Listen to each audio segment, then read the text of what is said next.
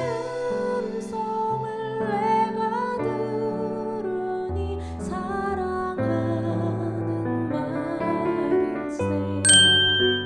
허리에 띠를 띠고 등불을 켜고 서 있으라. 너희는 마치 그 주인이 혼인집에서 돌아와 문을 두드리면 곧 열어주려고 기다리는 사람과 같이 되라.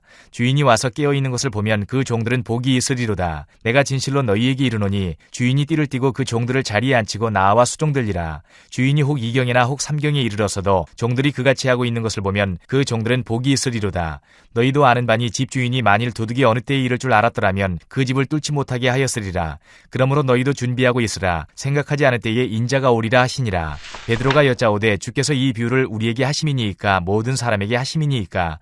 주께서 이르시되 지혜 있고 진실한 청지기가 되어 주인에게 그 집 종들을 맡아 때를 따라 양식을 나누어 줄 자가 누구냐. 주인이 이를 때에 그 종이 그렇게 하는 것을 보면 그 종은 복이 있으리로다. 내가 참으로 너희에게 이르노니 주인이 그 모든 소유를 그에게 맡기리라. 만일 그 종이 마음에 생각하기를 주인이 더디 오리라 하여 남녀 종들을 때리며 먹고 마시고 취하게 되면 생각하지 않은 날 알지 못하는 시각에 그 종의 주인이 이르러 엄히 때리고 신실하지 아니한 자의 받는 벌에 처하리니 주인의 뜻을 알고도 준비하지 아니하고 그 뜻대로 행하지 아니한 종은 많이 맞을 것이요 알지 못하고 맞을 일을 행한 종은 적게 맞으리라. 물은 많이 받은 자에게는 많이 요구할 것이요 많이 맡은 자에게는 많이 달라 할 것이니라.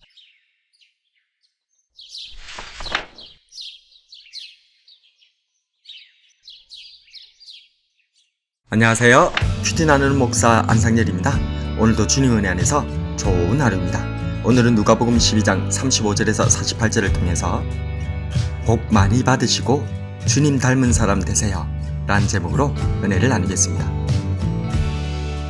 오늘 본문에서 예수님께서는 제자들에게 결혼을 하고 돌아오는 주인과 맞이하는 종에 대한 비유를 들려주십니다. 한 주인이 신부를 얻기 위해 신부집으로 떠났습니다. 이스라엘은 낮에는 너무나 더워서 대부분의 잔치는 해질녘부터 시작합니다. 그래서 이 결혼식도 신부집에서 저녁에 열려졌을 것입니다. 신부집에서 1차 파티를 한 다음 신랑은 신부를 데리고 자기 집으로 돌아옵니다. 신부집에서 머문 시간과 신랑 집과의 거리에 따라 신랑이 자기 집에 도착하는 시간은 정확히 예측하기가 힘들었죠. 그런 주님께서는 말씀하십니다. 허리에 띠를 띠고 등불을 켜고 서 있으라. 제자들에게 두 개의 명령이 주어지고 있습니다. 첫째는 허리에 띠를 띠라는 것입니다. 팔레스틴 지역의 옷은 길고 통이 넓어 여행을 할 때나 활동할 때는 허리에 띠를 띠었습니다. 따라서 이 명령은 언제든 신랑이신 주님을 맞이할 수 있는 준비를 갖추고 있으라는 말씀입니다. 두 번째는 등불을 켜라는 것입니다. 이는 우리들에게 어두운 때가 있다는 것입니다. 모두가 피곤해하고 쉬고 싶어 할 뿐만 아니라 사람들의 눈을 피해 죄를 짓기 쉬운 그 밤이 있다는 것입니다. 이러한 밤을 몰아낼 수 있도록 등불을 켜라고 말씀하십니다. 어둠 속에서 나태하지 말고 죄의 유혹에 빠지지 말라는 경고입니다. 이를 주님께서는 깨어 있으라고 표현하십니다. 이렇게 허리에 띠를 띠고 등불을 켜고 서서 깨어 있다면 그 종들을 복이 있다고 말씀하십니다. 37절에 주인이 와서 깨어 있는 것을 보면 그 종들은 복이 있으리로다. 내가 진실로 너희에게 이르노니 주인이 띠를 띠고 그 종들을 자리에 앉히고 나와 수종들리라. 종들이 결혼식에 참석한 후 돌아오는 주인을 깨어서 맞이하는 것은 사실 당연한 일입니다.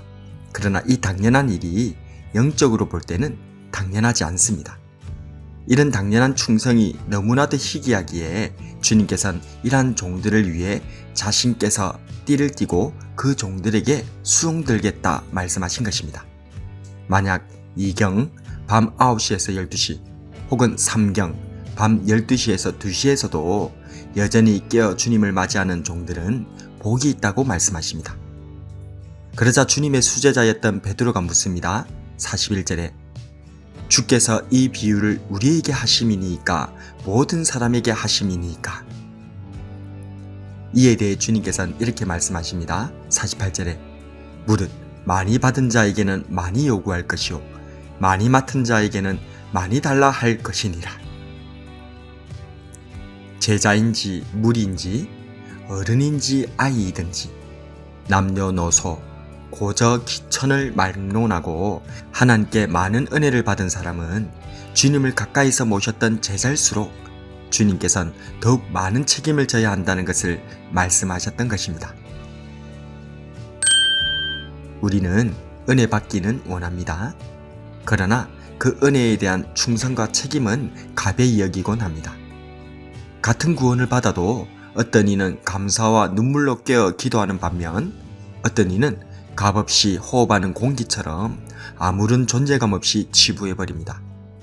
교회에서 세례를 받을 때나 목사님의 신방을 받을 때나 귀한 직분을 받을 때도 마찬가지입니다. 심지어는 너무나 책임이 막중하고 무거운 중직을 맡았음에도 불구하고 책임감을 잊어버린 모습은 너무나 자주 눈에 띄는 것 같습니다. 평소 제자들은 자신들이 주님과 가까운 사람임을 과시하였습니다. 아무것도 내세울 것 없었던 대부분 갈릴리 어부였던 사람들이었으나 주님의 제자가 권세가 되어 자신들과 다른 무리들과는 차별을 두려 하였습니다.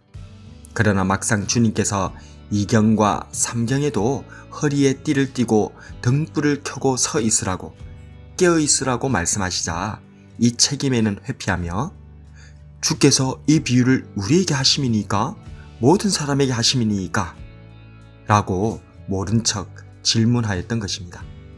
주님께서 말씀하십니다.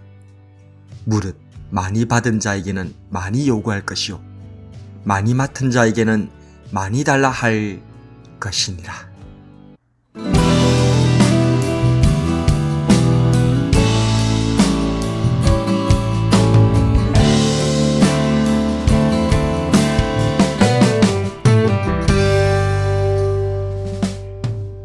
주님께서는 우리가 주님과 같이 되길 바라십니다. 주님께서는 주인이시지만 종이 되어 우리를 섬겨주셨습니다. 그렇기 때문에 주님 닮은 사람은 누구보다도 종이 되어야 합니다.